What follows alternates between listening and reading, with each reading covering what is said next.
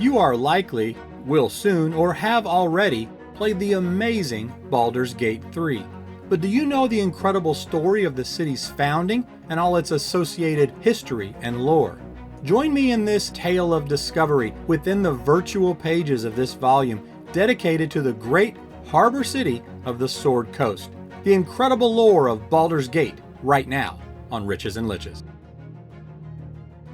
We begin our story in a time clouded by the fog of times past, turning to the fragmented stories, songs, and poems written upon a land unclaimed and wild, oblivious to the glory and significance the future would hold. Here in these earliest of ages, a massive shadow loomed upon a plateau both crude and terrible. His name was Lok, a fearsome hill giant who knew only of violence and rage, with a dominion stretching over a large swath of this harsh coastline.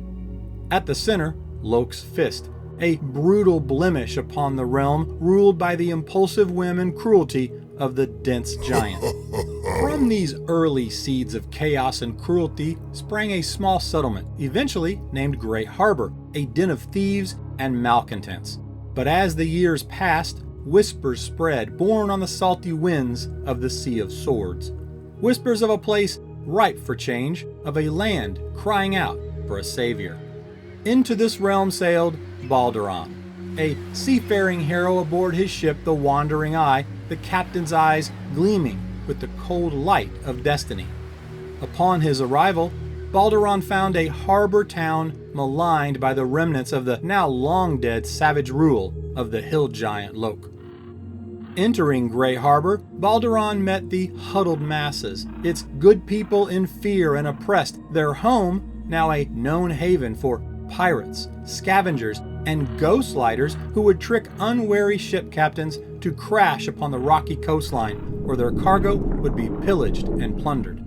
The legacy of the cruel hill giant alive and well, a constant reminder of the subjugation of the innocent residing in this dark harbor. But Balduran was undeterred. His heart ached for these people, his mind alive with a selfless vision of something greater for this coastal land of thievery and deception. It was at that moment Balduran decided that there, upon this troubled river shore, he would build a great city, a fortress against chaos and cruelty, a beacon of hope for the good people of the realm. With his iron resolve and coin, he began the construction of a wall hewn from the very granite that had borne the weight of this dark settlement's past, a barrier to cradle the burgeoning village in its protective arms to shield its people against the rule of chaos. It would be a symbol of a new beginning. It would later be called Baldur's Gate. As the wall began to rise, so did the ire of the seedier elements of Grey Harbor. The pirates and thieves sensed a challenge to their dominion, a rebellion of their way of life, taking root in the very shadow of their trade. The events that unfolded next are as diverse as the origins of the city's inhabitants. Some claim Balduran led a rebellion of villagers, soldiers, and farmers against the criminal element in an epic days-long clash to cleanse the harbor town, while others claim it was a far less exciting drama. What is known is that in the end, it was Balduran and the good people of the harbor who stood victorious, the rule of chaos broken, but the scars remain, etched into the land and the hearts of the people to this day. Yet, no sooner than he arrived, the sea called Balduran back to its alluring embrace. He vanished, a spirit lost to the horizon and never seen again, his speculative fate now woven into the fantastical tales of taverns and bedtime stories alike. Inspired by Balduran's early guidance and generous donations of his wealth, new leaders stepped forward to take command, completing the wall and crafting laws to maintain order. Over the years, the settlement prospered and grew, the wall's embrace extending to shelter a thriving community. The harbor, once filled with pirates and scavengers, now bustled with merchants and artisans of trade and prosperity.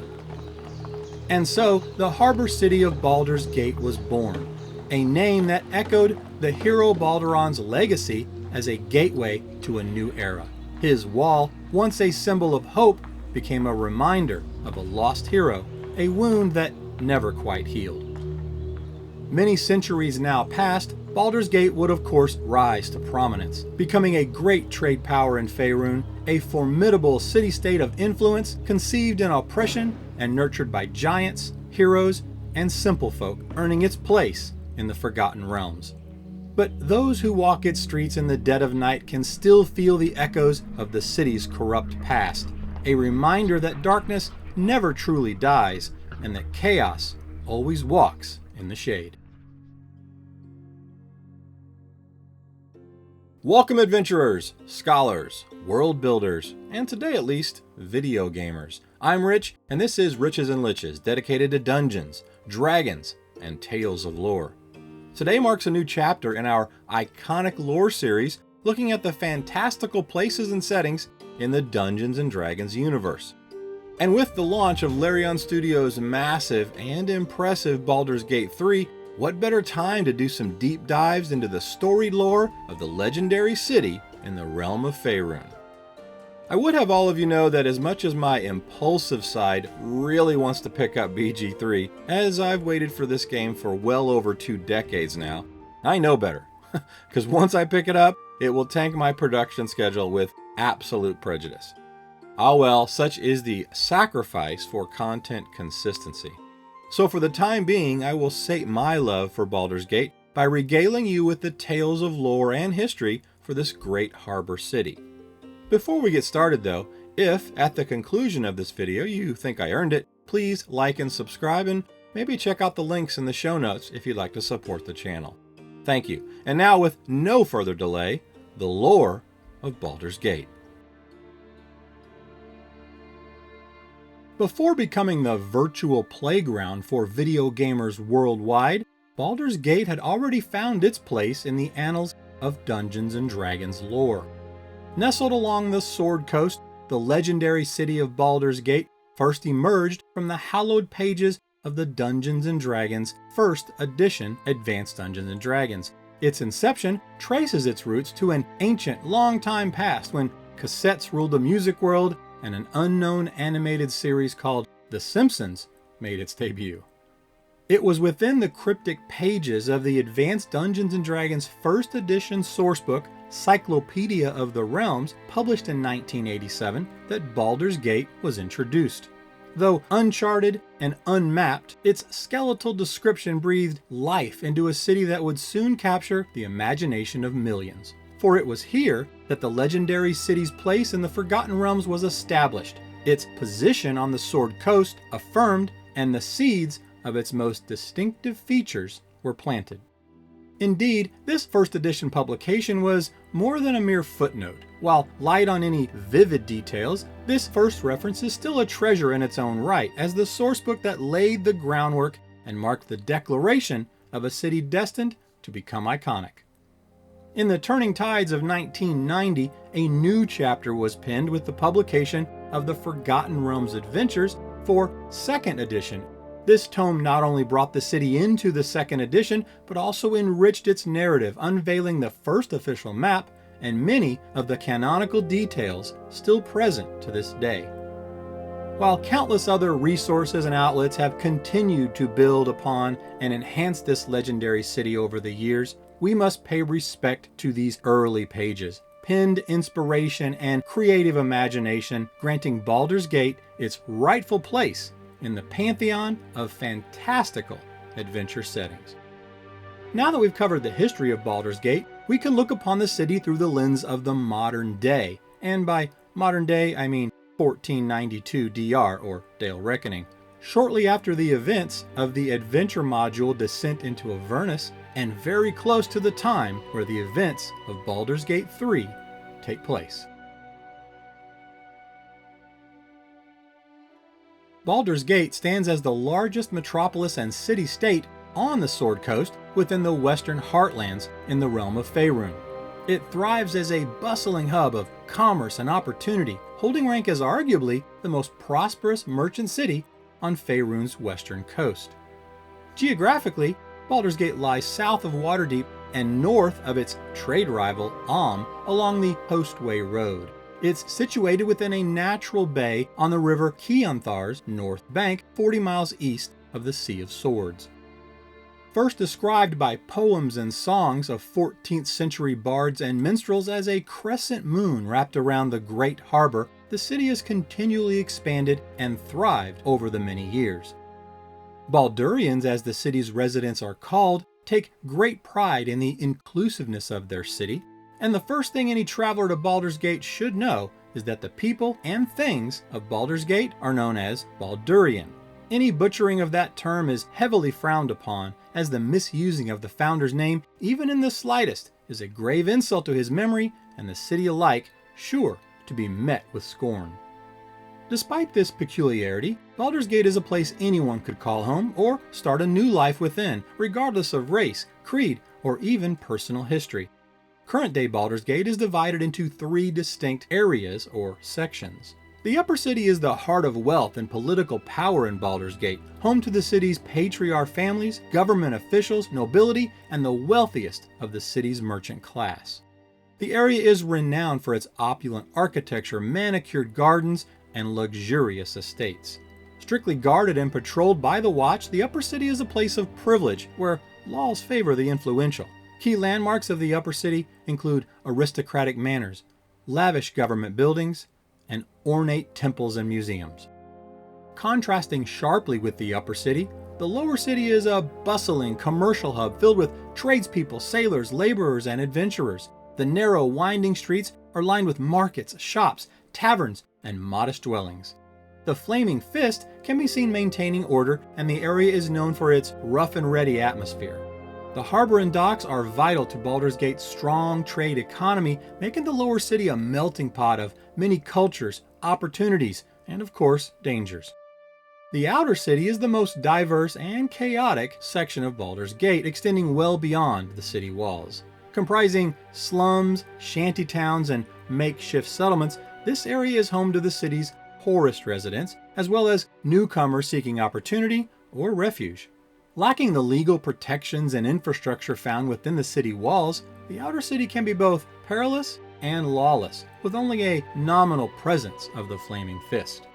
It is here and in the underbelly within the city walls that a majority of the criminal element of Baldur's Gate will be found, operating in the darker corners of the city with whispers and coded glances. It is here that law and order give way to a different set of rules. Smugglers, pirates, thugs, and thieves still persist, and many guilds to such nefarious activities have risen and fallen over the years. However, one name travelers to the gate will want to be wary of is simply called the Guild, an insidious and illicit organization that has successfully united all the seedier elements within the city. From smuggling to gambling to extortion and worse, the Guild is led by an especially cunning and unassuming woman known as Nine Fingers Keen. Under her infamous watch, the Guild has managed to reach into nearly every facet of the city with its corrupt tendrils, as it waits and watches silently for opportunity. Ever present, ever waiting, so be on guard. In the bustling city of Baldur's Gate, 2 forces stand sentinel, their banners symbolizing order while also casting shadows of ambiguity and strife. Known as the Watch and the Flaming Fist, these twin pillars of defense and law guard the city, each unique in purpose and method. First, we find the Watch, the city's primary shield and enforcement against everyday crime. An assembly of watchmen and guards, they walk the streets and alleys, a steadfast presence aiming to preserve order and shield the citizenry within the city's embrace. Under the watchful eyes of the Grand Dukes, they operate, yet their path is often beset with challenges. A guardian force within the walls, often painted as nothing more than glorified bodyguards of the elite, are a stark contrast to the mercenary zeal and regimented order of the Flaming Fist, an arm reaching beyond the city's boundaries. Tensions brew, alliances waver, and their shared goal of protecting Baldur's Gate becomes a stage for potential rivalry and unrest.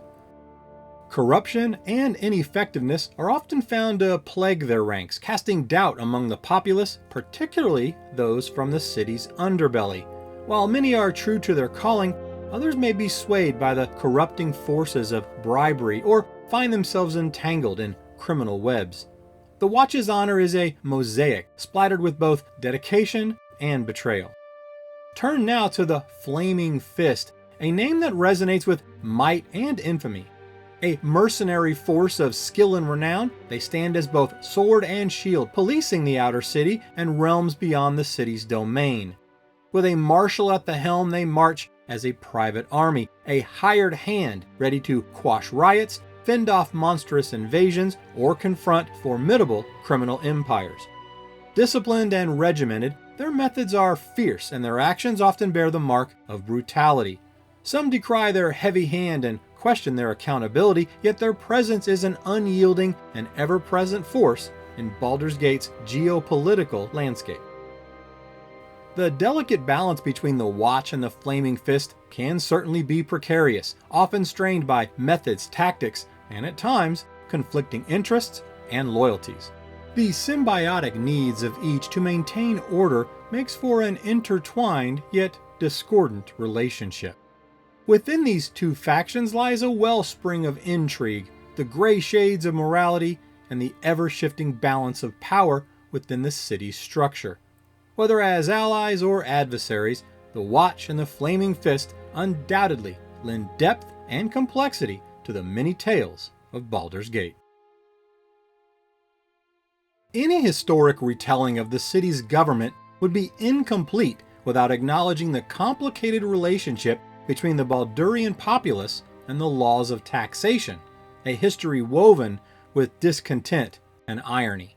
Marked by complexity and contradiction, exorbitant gate tolls eventually sparked a revolution, leading to the establishment of two primary governing institutions, the Parliament of Peers and the Council of Four. These bodies interact in a manner that shapes the political landscape of the city, each playing distinct but complementary roles. The Parliament of Peers serves as an advisory council of approximately 50 members and holding jurisdiction over various civil matters. They are tasked with submitting formal recommendations on a wide array of civic issues to the Council of Four, which holds ultimate authority within the city. Further, the Parliament of Peers is entrusted with the election of new dukes to the council, thereby holding some leverage and influence in the composition of the ruling body itself. The Council of Four, comprising of 4 Grand Dukes, functions as the supreme governing entity. While the Parliament provides guidance and legislative insight, the Council of Four has the final say in most matters. These interactions are intended to form a system of checks and balances, with the Parliament providing a collective voice of various social elements, and the Council acting as the executive force. This relationship also reflects a historical context, especially evident in the mid-15th century DR, when an attempted coup led to a temporary replacement of the Council by the Parliament. As of 1492, the 4 dukes that comprise the Council of Four are Bellin Stelmane, a fierce politician, financier, and a member of the Knights of the Shield, a secret sect of infernal worshipping merchants and information brokers. Dillard Portier, the most conflict-avoiding of the dukes. Dillard was previously the unofficial Grand Duke before the election of Uldar Ravengard, and many considered Dillard to be weak of will. Thalamra Vanthampur, matriarch of the influential Vanthampur family, Thalamra is a cunning patriarch who built her family's wealth and influence from abject poverty, and she is known to also have ties to the Infernal Order. And the Grand Duke, Uldar Ravengard, a renowned career soldier and officer who rose from within the ranks of the Flaming Fist. He holds the dual distinction of leading the Council of Four while still maintaining his leadership of the Flaming Fist.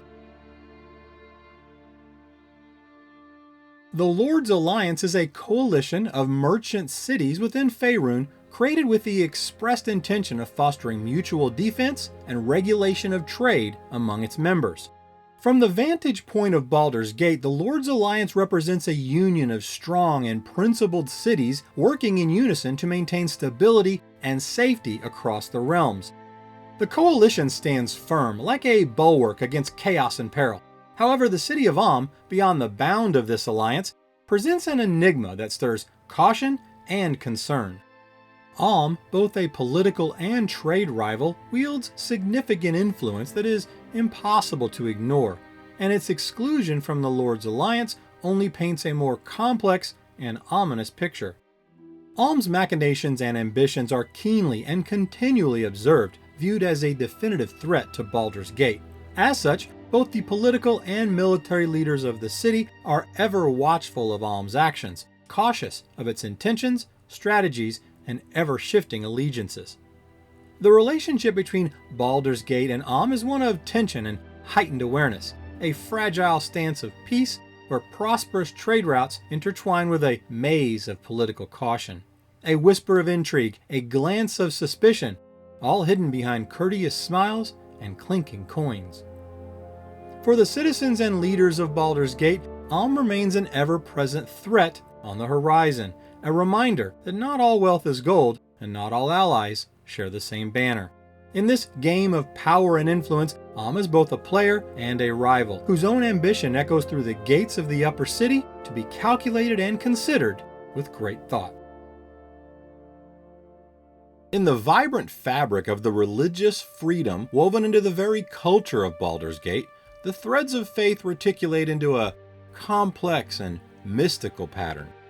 A city brimming with diversity and secrets, its soul is a confluence of divine whispers and spiritual yearnings, all accepted without prejudice. Mostly.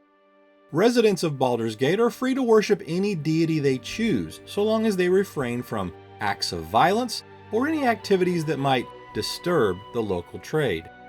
Allow me to now guide you through a brief tour of the religious pantheon that molds the city's fate, where gods and goddesses walk in both shadows and light.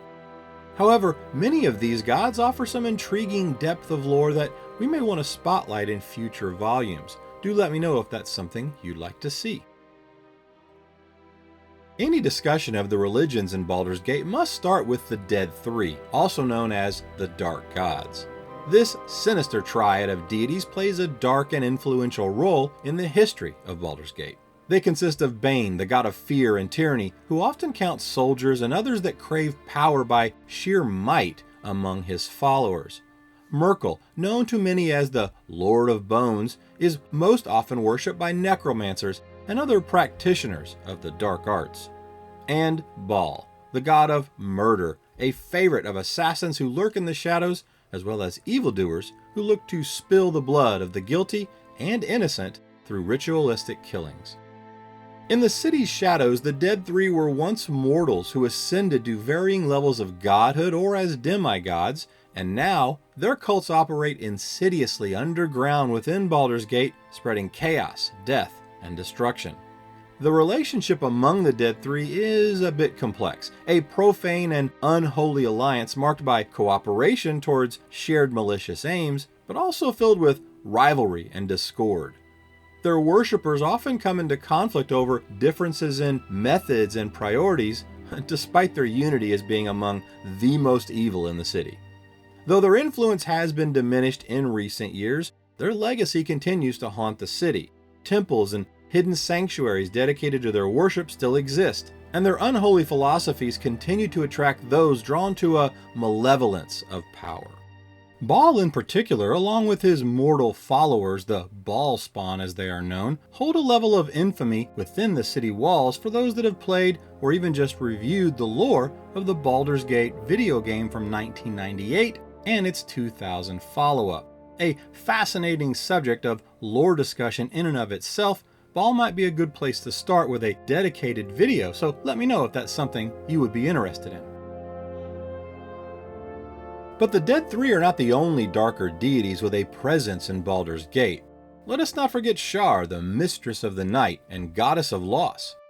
Or the ever-present Umberlee, queen of the depths, who is especially popular among sailors and fishermen who seek her favor, knowing all too well that her tempestuous nature can either bring bounty or destruction.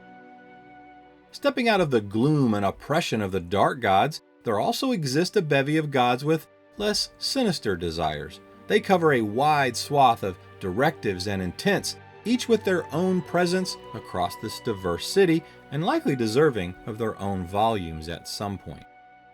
Gond, the Wanderbringer, and Lord of all Smiths, a deity of invention and craft. Gon's followers are artisans and engineers blending magic and machinery. His influence inspires innovation, turning Baldur's Gate into a hub of creativity. Helm, the Watcher and the Vigilant One, a deity of guardians and defenders. Helm's presence stands for protection, vigilance, and duty. His faithful ensure the city's security, their watchful eyes, a reassuring force against chaos. Ilmater, the Crying God, compassion incarnate. Ilmater symbolizes the endurance of suffering, oppression, and preservation. His followers offer solace to the suffering and downtrodden. They are beacons of empathy within the city, their temples, sanctuaries for those in need.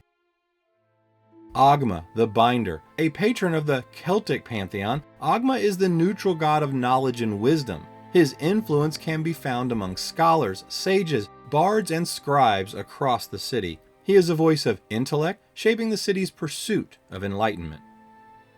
Seomorph, the Divine Right, a demigod, representing noble legacy and divine authority. Seomorph's following is often found among Baldur's Gate's aristocracy. She underlines the divine mandate of the city's rulers, reinforcing tradition and order.